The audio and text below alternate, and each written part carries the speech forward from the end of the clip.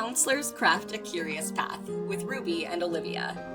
Hi, I'm Caitlin Ruby Miller, a multidisciplinary artist, singer-songwriter, therapist, and wisdom seeker with a background in opera, ceramics, and photography. And I'm Olivia Candosia. I'm an actor, theater director, voiceover artist, early childhood educator, and drama therapist. We are both neurodiverse therapists who strive to infuse more wonder, authenticity, and joy into modern life. We're here to share our hearts and stories, and in turn, listen to yours. Here we gather with you to craft the curious path of life, therapy, and art.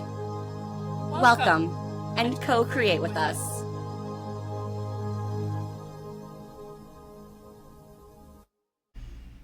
Hello, welcome, Olivia. Hi, welcome, Caitlin. Hello, everybody. Hi. Welcome back to Counselors Craft a Curious Path. We're happy to be here. Today we're going to keep building on the theme of playing out an archetype. A couple weeks ago, I played out the High Priestess with Olivia prompting me. The week after, I played out the Empress with Olivia prompting me. And last week, Olivia played out the Fool, which is the 0 card of the Major Arcana, with me prompting her. So And I was it- kind of thinking, go ahead. I want to say, well, what Caitlin's going to say is we're going to do another archetype and I'm going to act it out. But what I wanted to say was playing out the Fool changed my life the next day. Truly, Oh, we truly, need to truly. talk about this. Okay. Hang on. Tell me more. Hang on. Epic the Musical just played on my earphones. Okay. Changed my life because it helped me tap into that joy and confidence in myself. And the next day I led the best groups I have ever led in my entire life. And like really, even when I was triggered during a group and like my eyes were welling up, I was able to use that as like a way to model and fuel and inspire all of my male patients. Like it was really wild that it was like so uncomfortable, but then they were like, oh my gosh, she's not immune to it. Like, it's okay. You can still be a leader. You can still be... Oh, yeah. Yeah, and have these qualities. And yeah, I was just really proud of myself. And I got rounds of applause each time I led a group that day. It was so funny. I would love to talk about the effect of this more, and maybe that takes up the whole episode, but because I think there's a case to role-playing archetypes, and I think like our lived experience of being the person playing the role is worth talking about. So Yeah. with that in mind, what do you think about channeling the Fool helped you do the best group of your life on Thursday? I think tapping into a part of myself that exists, like it's been in there, but I haven't been really listening to it because whatever, stress, blah, blah, blah. And letting it be like, you don't know what you're doing, but let's have fun with that. And so, like, because I had bad groups a couple weeks before, and like, I was kind of fake confidence in it, like, yeah, it's okay, whatever. But this time around, I'm like, we're just gonna see what happens, and I feel like that aura just like Yeah. dripped across the whole space to everybody else, and was almost this contagious energy. Yeah, it just, I don't know, it makes me think of like when I was an actor and performed different characters and how like their phrases would slip into my everyday life, and like their mannerisms too. Like the more you tap into something, the more present it is in your life, right? I was also thinking about how wonderfully wise your Fool was, Yeah. and how also confident and grounded your Fool was. And I feel like a lot of drama therapy-esque things are like very playful, and like the darker side of it for people that think being a fool is a bad thing would be, oh, this is foolish, this is playful, this is what children do. Like, I don't understand. Why are we doing this childish exercise? But for you to be so confident in the foolish nature of it and see so much of the bright side and the efficacy of the foolish nature, that's amazing. And I feel like Yes. you were modeling that. It makes me think, this is a different time, but when I was on an addictions unit and we just did charades, And it's so funny because everyone's a little bit apprehensive at first, and then like one guy goes, and then someone's like, ah, fuck it, I'll go ahead and do it. And then another person does it, and by the end, they're all being so goofy. They're having so much fun, and then someone opens up about a really dark time in their life. After watching for 45 minutes people playing. Like, what that can open up, and like, if you're able to be vulnerable through play, it kind of helps you be vulnerable in other aspects of your life. I'm also thinking about the cost on our nervous system of being vulnerable, and how, I guess the way I kind of perceive it is, it feels like there's an initial stress to, oh, I know I'm about to be vulnerable, but then after I'm vulnerable, I usually feel some level of release. And so the idea of starting with play and getting people to a place where their energy is higher because they're having fun, they're happy, they're more playful, and then they're able to use some of that added energy that they now have to spend on having a more vulnerable interaction. I mean, the play is you're directing your attention towards something outside of the head. I mean, yes, there are games, and we could redefine that in so many other ways, but in this case, like, we're directing it outside of the head. Yeah. And is there any delay? Are you noticing a delay? No. Okay, good. All right. We have tried to improve my internet.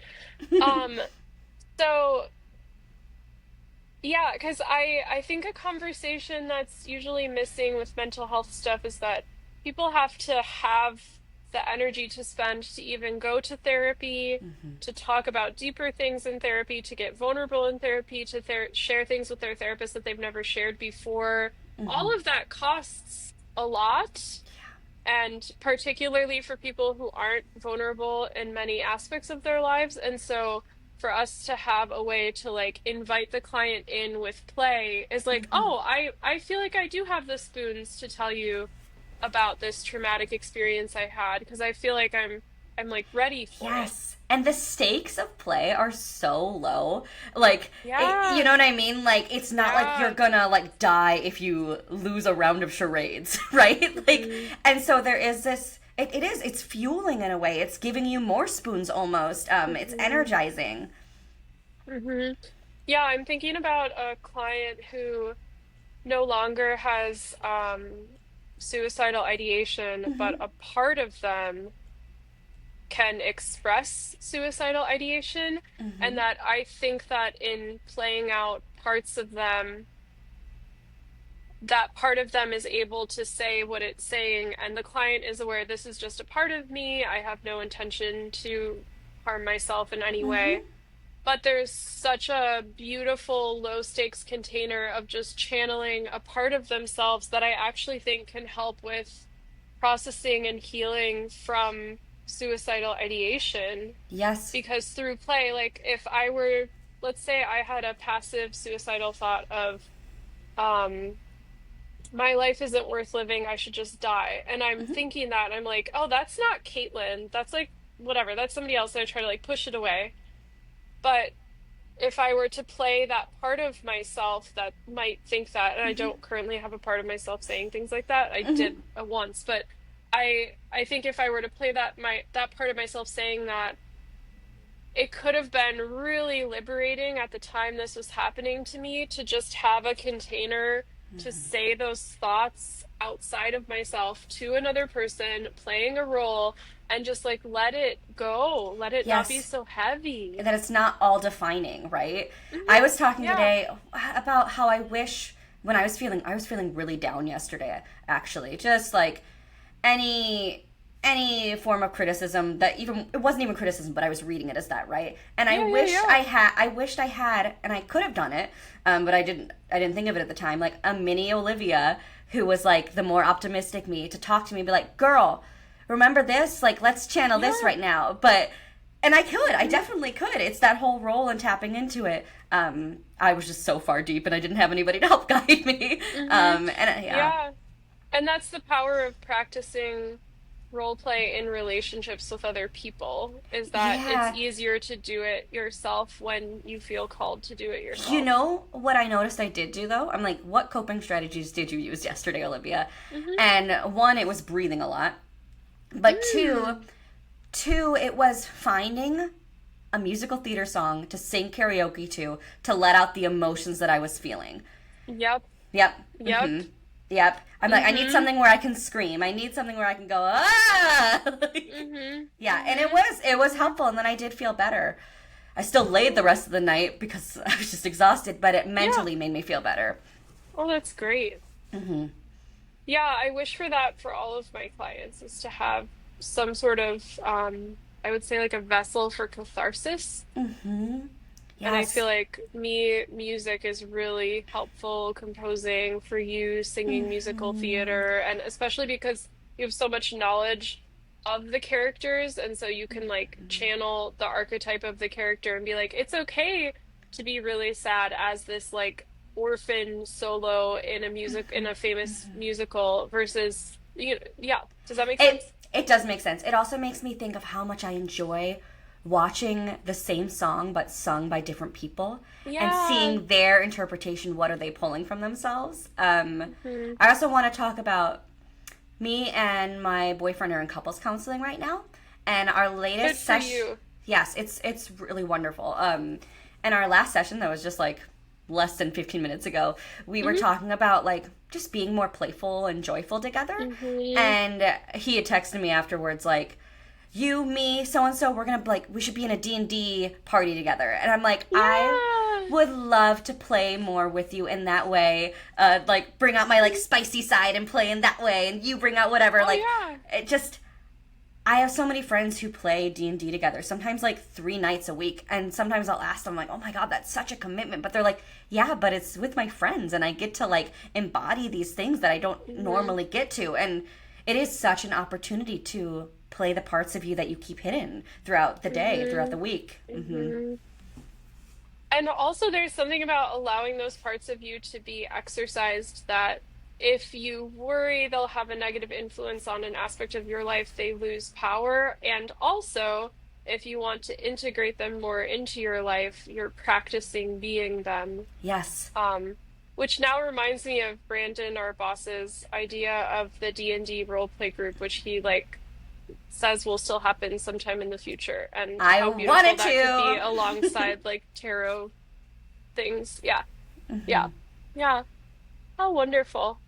So do you want to shift into a role play, or how are you feeling right now in this? Yeah. Tell me about this role that I'll be playing so I can at least become whatever my version is. Yeah. Um so just as a quick refresher to the audience, the major arcana is the first part of a tarot deck, and it's where the most symbolic archetypal characters lie.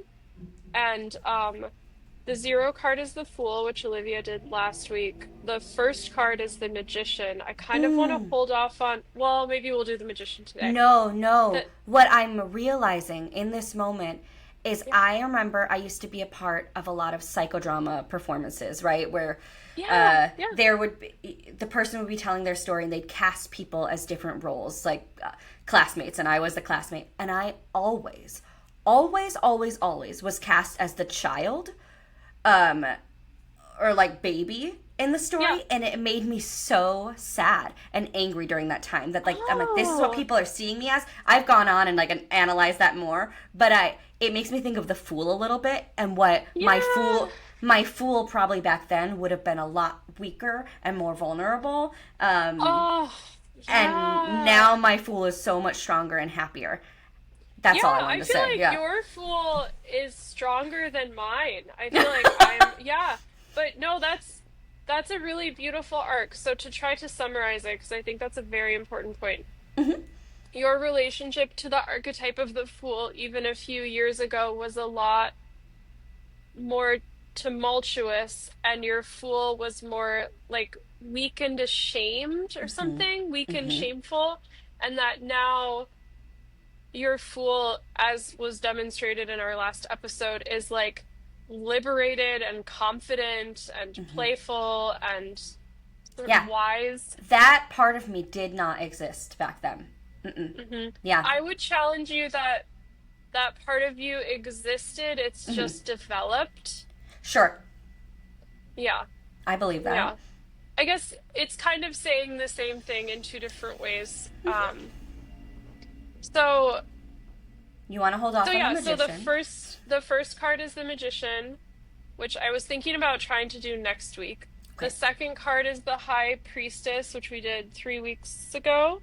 The third card is the empress, which we did 2 weeks ago. And the fourth card is the emperor. And so I was thinking, what would happen if Olivia played the emperor? Are you still feeling up for that before I go into a Yeah, description? I don't know what it's going to look like, but I'm ready. I know. This is, yeah, yeah. Okay, so the emperor is the king.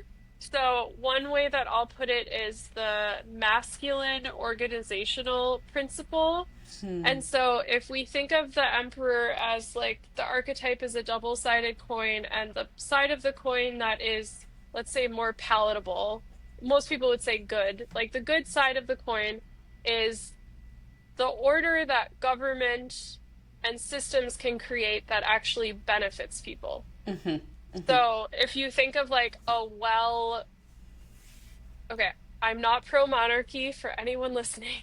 If you think of a well balanced kingdom in a metaphorical sense, let's just say a well balanced democratic government. Like there would be checks and balances, there would be systems that keep people from like unfair things happening, there would be systems to protect people, there would be, free healthcare, there would be resources and structures in place to help support us, and lots of things that more progressive people have been like trying to push for. And so that is like the brighter side of the masculine organizational principle of the emperor.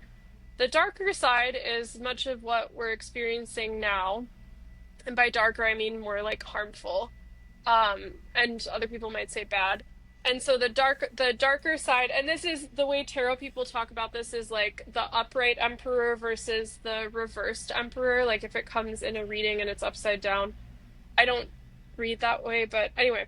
So the reversed side is the type of sort of controlling, abusive, power hungry organizing principle where it's organizing for the sake of the people on top, like the sake of the like fascist president, like I don't know, maybe what's happening now. Um, like the sake of the rich, the sake of just men, the sake of whatever it is. So and then that, if you think about it, so that's the governmental aspect of it, like the kingdom. If you think about it from a relational level, the more harmful side of the organizing masculine principle is essentially the image of an abusive father. Like nothing's ever enough, you're never good enough, mean to mom, mean to the children, all of that. The positive side of like what it would look like in a nuclear family would be like, oh, I can always count on dad to help me with my homework or things like that, where it's like there's an organizing and like a support that feels grounding. It doesn't feel tyrannical. So, with all of that said, that is a description of the Emperor card. And what I'll say to you is that if we are trying to tap into your inner Emperor, I have no idea to what degree there's the um, more helpful side or the more harmful side, where it's landing for you. But I would encourage you to think about how is the emperor showing up for you in the past, let's say, month. What is he saying? And we can start with sort of describing the feeling you have when you think about how the emperor has shown up for you recently. I see a lot of the upside of the Emperor in me. Should I be Olivia right now, or should I be? We're doing this sort of warm up into the character. Okay. So right now you're describing your Okay. initial impressions as Olivia of the Emperor in you, and then we'll switch into the role play. Okay, I see a lot of positive. I think What's I'm the a. feeling? What's the feeling? Like an emotion or like a physical emotion? Warm, Yeah. confidence. Mm-hmm. Um, yeah, a desire to multiply that. and Oh, yeah. be more of that, Hmm. because there is still a fear that that's, I don't know, not enough. Uh, Are you getting any images of what he looks like or how he walks or any sort of downloads like role theory, like favorite color, what he's wearing, anything like that? it's so funny because I'm colorblind with my oranges and reds, but I don't see like a big red cape. I see more of like a marigoldy kind of warmer, less intense, like everybody look at me, and more like Oh, yeah. welcoming. Yeah. Hmm. I don't know. I also just feel so feminine that it's a little challenging I for know. I me. think this would be really, I was Yeah. fascinated about this with you. Yeah, Yeah. like I really, it's so interesting that it's because I'm like, maybe I'm in a pantsuit, like what am I wearing? Yeah. Well, your But emperor could be wearing a pantsuit. yeah, my That would be emperor might great. be wearing a pantsuit.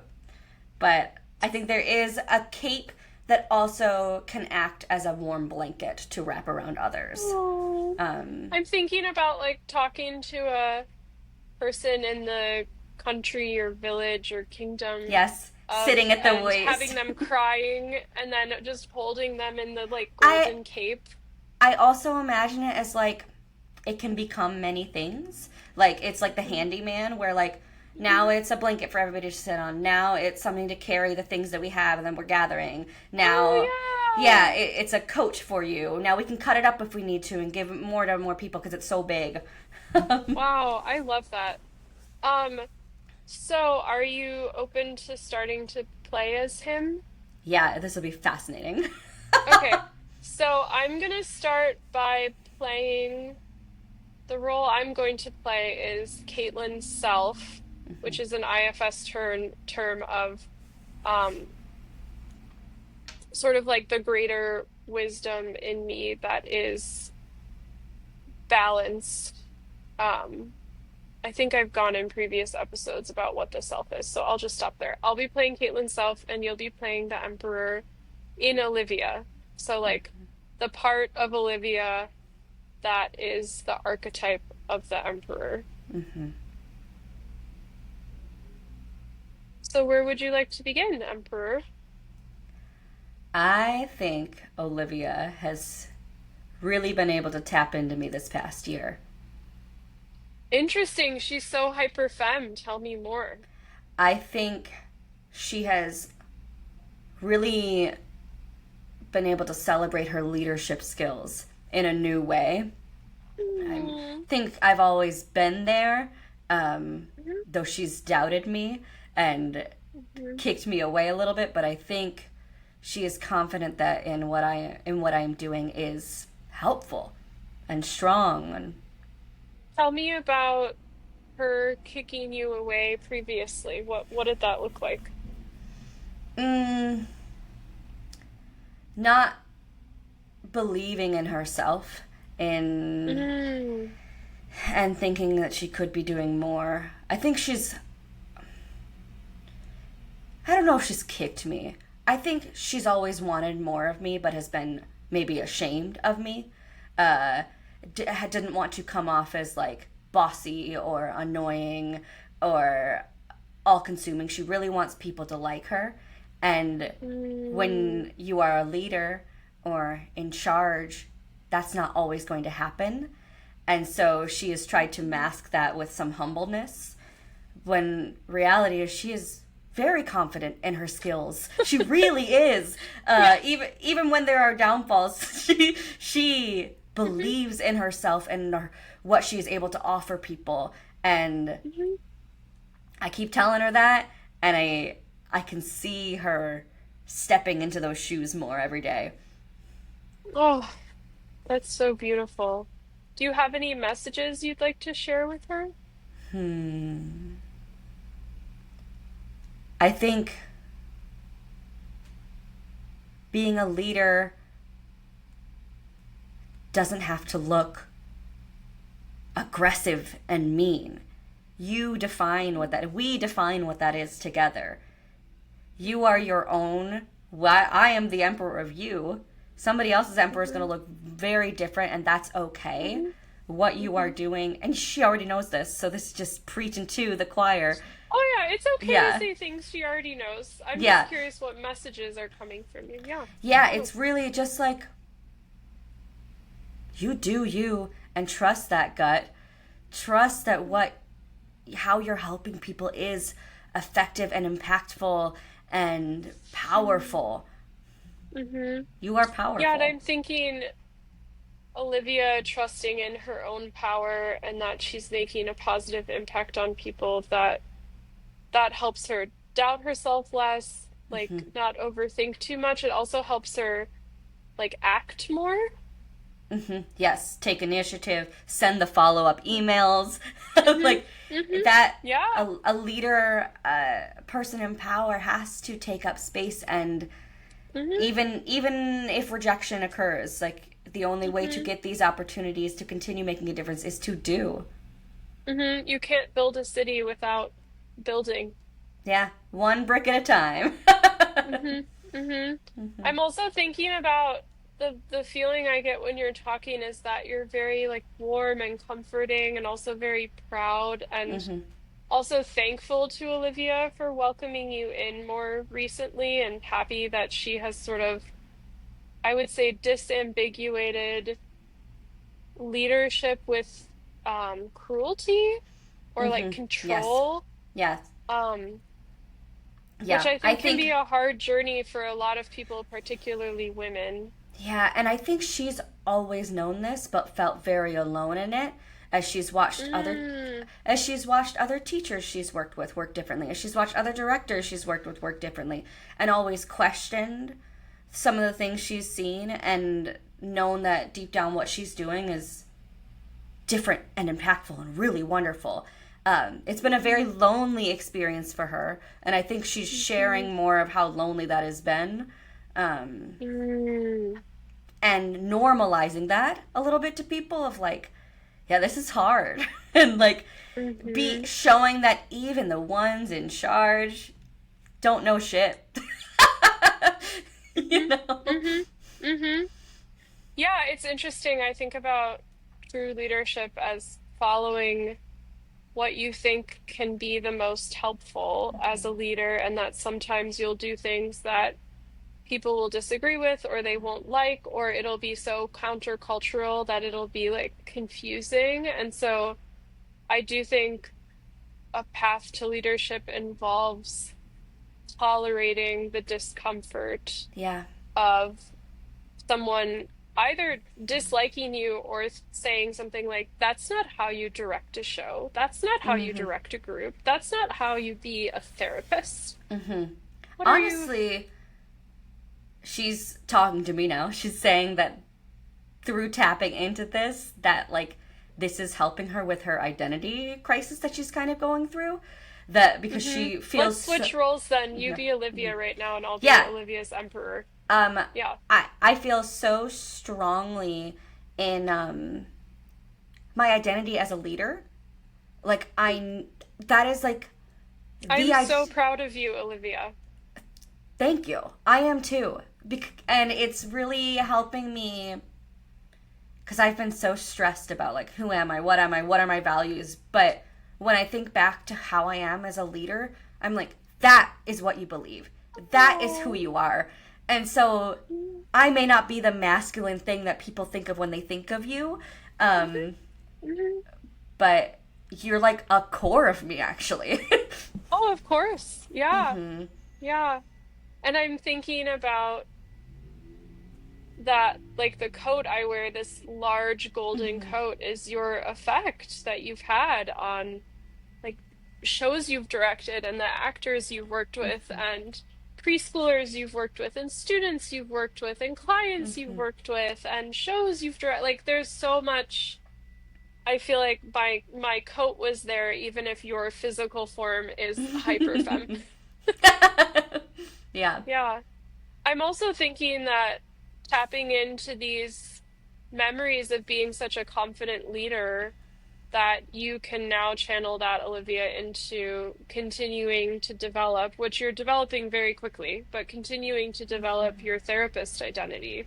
Very That much. you have this inner confidence that you've held throughout different stages of what you've done in your life, and that you can have that trust in like how I will help to guide you and how you can guide yourself into this. Yeah. I'm What do you think about applying that confidence to you developing as a therapist? I think it's happening. I think Yeah, yeah, yeah. I think it's happening, and this is a good God, I just want to tap into all the archetypes when I'm thinking about my therapist identity. Because Mm-hmm. it's so helpful, and yeah, I I've always prided myself in working with groups, but with individuals it Mm-hmm. does get a little anxiety inducing for me. But to know Mm. that I don't know, that I can do it too with the one-on-one. Yeah, I think as the emperor, I would say your same inner wisdom can guide you equally in individual and group, and that it's more of your ego and self-judgment coming in of like, well, I know I'm a really good group therapist, but I don't know Right. how much data do I have that I'm a really good Right. individual therapist. Right. Absolutely. When And I've so been to me, talking to that's, people my whole life. yeah, yeah. And also talking to a group is still talking to people. It's just multiple people. Yep. Yep. I feel oddly like I feel very surprised right now because when you give the description of what the emperor is, I'm like, I guess I'll find some way Are to we connect. breaking the role play right now? Yeah, we can break I'm it. just trying to Yeah, check. yeah, Okay, okay. yeah. I Yeah. like where it's like, yeah, I guess I could find a way to tap into that, and then like realizing, oh, no, what this is what you are. Like this is Mm-hmm. really a part that you Mm-hmm. love. Mm-hmm. Mm-hmm. Yeah, and I've found in my own journey of, because I've been thinking about the Emperor for a while, is that to disambiguate and separate trauma I've had with men and also um anger and disappointment with the patriarchy, with organizational confidence and leadership that can create a container for things to happen, for your dreams to come true. Say more about that. Um, for example, um, I recorded um two videos yesterday singing, and I would say the organizational principle in me was the emperor was the one. Actually, this is more the magician, this part.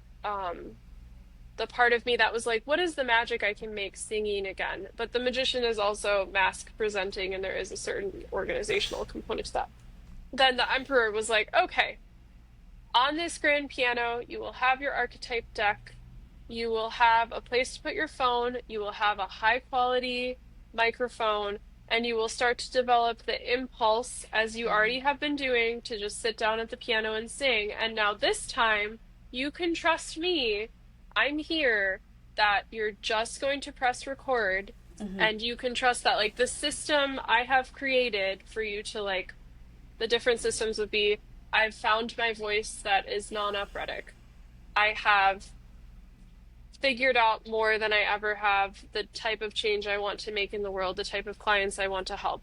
That I have a way to do that that is fun and sustainable. Like, you can trust me, the organizational governmental principle, that I have set up this system for you. And then the Caitlin that sat down was like playful, so playful, and so much open and receptive. So like, here's another example. The way the Well, emperor shows up. Oh, sorry, go ahead. I'm thinking of the emperor like just because the emperor is like this leader doesn't mean he doesn't invite this play. He encourages like the people to Oh be, yeah. and I think that's Yeah. where that was my discovery of like, oh no, this guy this is like Mhm. inviting authenticity and vulnerability. Absolutely. Yeah. And that's like if you think about, I don't know, parenting three children, if you're a parent of a family, and let's say you're a parent who's embodying the emperor, there would be something about how can my children have the most fun? Like that would be one of the prompts. It's not just how can my children stay safe? How can they Totally. do well in school? It's also how can they thrive? How can they giggle? How can they play? And so, yeah, Mm-hmm. part of it is like setting up the container, having a playroom with toys that make them play in ways that brings them joy. Like, which is pretty much what I did with the grand piano. I put up the toys on the piano Mm-hmm. that helped me play, and it was great. I love that, and I am so excited for you to share that with people. Yes. Hang Yeah. on, it's so dark, and I'm gonna turn on the lights. Yeah, yeah, yeah. Sounds great. Dark, dark, dark. Yay. Hooray! Um, it's raining over here and but there's so much light. I'm so grateful. So It's much light in this room. it's getting dark, dark, dark out there. Yeah. Is it storming? It's starting to. It's starting to rain. Yeah. Yeah. Um, so I want to say a couple things about my impression of your emperor, unless do you have more you want to say about what it felt like to play your own No, emperor? all I will say is that it did make me tear up. Yeah, I loved that. I Yeah. noticed. Tell me Yeah. more. Um, I've been talking about this a lot. I've probably said on the podcast of just this um really not knowing who I am, identity crisis thing, even though that's so not true. That is not true. And this Ooh, emperor let's was, change the script. yeah, the emperor's like, no, girl, you know who you are. Like, girl, this is who you are. If you ever forget, go back to me, because this is what has inspired you to pursue all the things that you pursued, Yep. literally. Yep. So that Yeah. was just like really exciting for me to realize, like, this narrative's been wrong. But that's a total lie. Yeah. Okay, your impressions though. I'm always I'm fascinated. curious, what is the translation of identity crisis that's more accurate? Mm, Like what would you say instead of I'm totally having a huge identity crisis? What would be the more accurate? I'm exploring and discovering things about myself every day. Then I'm maybe it's a I'm growing so fast that it's exciting but also scary at Yeah, times. overstimulating, confusing, but Mhm. yeah, I like the growing so fast. It's like, yeah, Yeah, yeah, because I do think there's a difference between like tearing a system down and building it up, but then building so quickly that you're like, wait, we're the second two stories of this house put in place. Now we're doing the fourth and the fifth. Like, ah, like, right. yeah, And kind of reminding myself to slow down for a second and take a step back, look at that construction that's been built, and like, yeah, oh yeah, remember when you did this thing yesterday? you know, yeah. like, And if your emperor is like the architect or the also, what is it called? Construction manager, contractor, mhm. something like that, that you can trust that that person has considered the safety of it and the build of the house Right, and that like there's a plan, like it's not just being randomly built off of cards. right. We got here um for a reason. yeah, so my impression of your emperor was, wow, he would be a great dad. mm, mm, um and also sort of a reclamation of what the divine masculine could be in you, and how just warm he was in such a like the fool last week felt vivacious and kind of like scattered in like a really fun way, like I'm everywhere and I'm nothing and I'm everything. And then the emperor felt more like I understand like the order and the system so much that you don't have to worry. We're gonna be okay. And like a very just it's gonna be okay. Which is so comforting and then allows for play. Um, so yeah, I really liked that.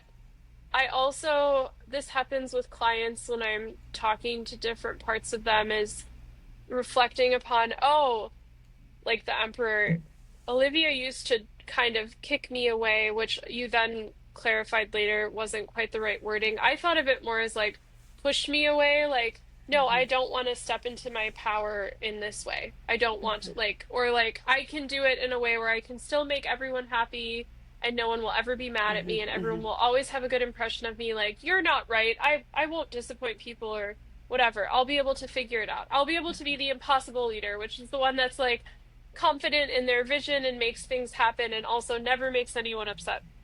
And so I love it when the parts will give feedback of, wow, I am much more welcome in Olivia's system now. And I'm so happy to be welcome because ideally, if the parts are like welcome and in good relationship with each other, they take up like the right proportion of space.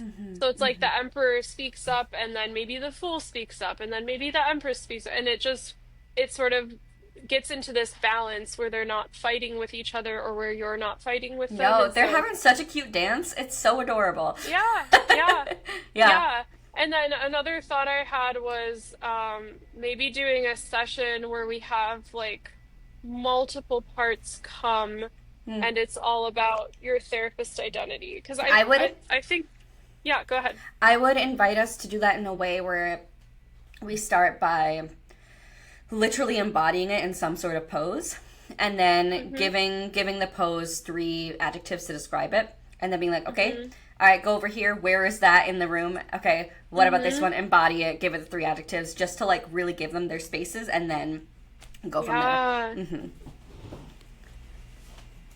I'm curious about, do you think for you, and obviously you'd have to have wireless headphones, but do you think that would help you embody multiple characters, or would we like both be doing it? I think either or. I also do have different headphones where I could do that. I would have to set up my camera differently because the window is so distracting when I look outside. All I want to do is stare at the rain and the fountain. But I guess is that a sort of a drama therapy technique that helps the client embody It's the separate characters because there's an association with like this is where the character is in space, this is their posture. um very psychodrama-esque, very also empty chair-esque. Yeah, there are ways we could do it. I don't feel like thinking about it right now, truthfully. Yeah. No, yeah, no, I'm gonna let it simmer. I just wanted to make sure that I understood your Yeah. initial thought before we like sort of let it simmer because I'm curious what might happen. Yeah, Yeah.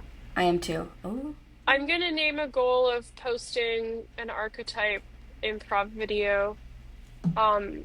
Do you want to name any goals of things you might do with your archetypes or things you might I wonder if I could do be like a role that I'm identifying with this week or with today. I think that would, I was gonna say do really well, but like I think that would resonate, not just for myself but with other people. So maybe Yeah, that actually might be a fun sort of intro to the podcast question. Like, what archetype are you embodying the most today? And I think it could be a fun way to, like, let me try to answer it for myself right now just to practice. I think the archetype, if we're talking about the major arcana, like the card that I'm embodying the most today, is the Wheel of Fortune, which I believe is number 10. And the idea of it is it's like a constantly moving wheel, and it's a part in a, it's a, it comes up when the people have sort of like Russian roulette in their lives. And so sometimes the turning of the wheel can be really terrifying because you don't know what part of the wheel you'll land on. But then ideally the reaction to the card is I'm going to embrace that my life is in a flux right now and that I could land on 1 to 100 and I don't have control of where I land, but I will land somewhere and I'll figure it out. And so today I've been feeling a resistance Mm. to the Wheel of Fortune card, but that card came up for me when I thought of it because I was like, what's happening? And there's a couple different things in my life that right now are just like really the equivalent of spinning a wheel, and I just have to like sit, breathe deeply, and wait until whatever part of the wheel comes up. And um yeah, so that was it's an interesting prompt. And I'm thinking with you, with your background in like commedia dell'arte, is that what it's called, right? Yeah. Or like also your acting background, that maybe your prompt could be like, what character are you most embodying right now? Yeah. Hmm. That's so And you don't tricky. have to answer Yeah. now. I'm just curious because it's a It's fun. creative prompt. It is. Um, Yeah. I was thinking of archetypes, and I'm feeling very lover, mother. Ooh, I'm yeah. feeling very like nurturing to myself and to other people. Like, Oh, just like, yeah. I don't know. That's kind of been my day to day. Is just like a little softer with people, a little Yeah. kinder, a little more gentle. And I thank a little part of you, Caitlin, for being a little seed planting that in me last night. Yeah. Yeah. But Yeah. yeah, I don't know. That's where I'm Hmm. at right now. It's just feeling a little bit gentler with myself than usual. Hmm. But I don't have a role. I'll have one later Beautiful. though. I'll post Yeah, yeah, one. yeah. I'll make one. Um, what I want to say too is to kind of circle back to somewhere in the beginning of this podcast episode is I totally understand the effect of being in a really good place and showing up to a session, what that can mean for clients. And it is amazing how when nothing particular has to be said, that just modeling what liberation and joy looks like, that people will just smile and be like, wow, this is really nice energy. And I notice that if there's enough of that modeling, that they start to come to sessions feeling that way and they start to report, like, oh, people are just talking to me all the time now. They're wanting to be my friend. Like, my partner's finally opening up to me. Like, all Yeah. these, I'm getting the job I want. Like, all these I mean, different you things can where it's like they feel it. attract. Yeah. Yes. Like Yeah. when I'm leading groups, I can feel the magnetism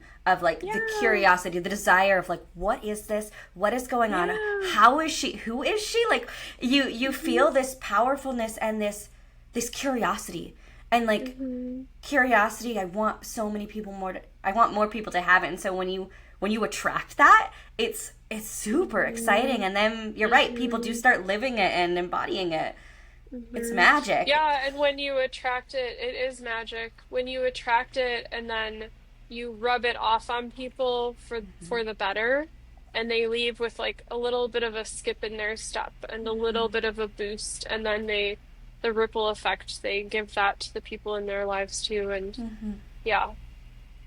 So yeah, I think I'm a little tempted to try to channel the magician next week, Yeah. but Oh, I we'll would see. But love this to has see been that. so But fun. yeah. Um, and then a friendly reminder, I'm trying to sort of do an outro thing that we do on the episode. So Olivia and I both work at a practice called Effective Artistry, and we are individual couples, family, group therapists, and we are co-facilitating a group um, called Find Yourself Tarot Group. Discover yourself, Tara. Discover yourself. I'm sorry. It's I got fine. really insecure about what I was saying. Um, that was so interesting. We're co-facilitating a Discover Yourself Tarot group, and some of the exercises might be similar to what we did today. We'll see what happens, but similar to what we did today, where we explore an archetype and we play it out, and then we see what magic occurs. So, Yeah. yeah. So And if thanks for anyone has any episode like topic ideas or questions, I love the idea of sort of not an advice column per se, but like a, hey, I'm struggling with this thing. Talk about it on your podcast. So we're happy to hear from anyone. and you Yeah. can share the archetypes and roles that you've been feeling like lately. Would love to hear that. Oh yeah. Um, and maybe I'll share more about some of the role exercises I've done with people. Another Oh time. yeah, that would Yeah. be great. Yeah. Cool. All right. Well, it's nice to be with you, Olivia. Nice to be with you Yay. too, Caitlin. I Bye. can't speak. Bye, everyone. Thanks for tuning in.